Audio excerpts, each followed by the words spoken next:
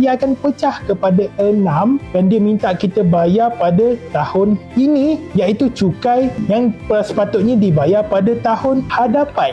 Okey, kalau tengok video saya sebelum ni, saya ada ceritakan pasal CP204.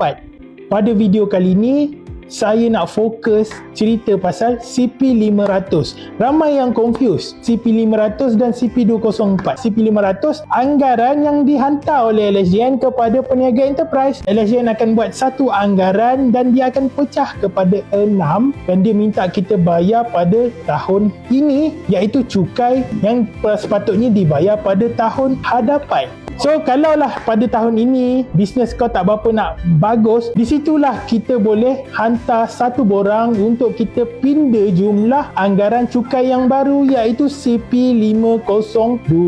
So, boleh tengok di sini borang ni CP502, dan kau kalau nak isi borang ini, kau boleh berapakah jumlah cukai anggaran yang kau telah bayar sebelum ni, dan juga kau boleh tengok dekat sini berapa pula kau punya estimation cukai kau pada tahun ini, dan kau akan buat satu anggaran yang baru.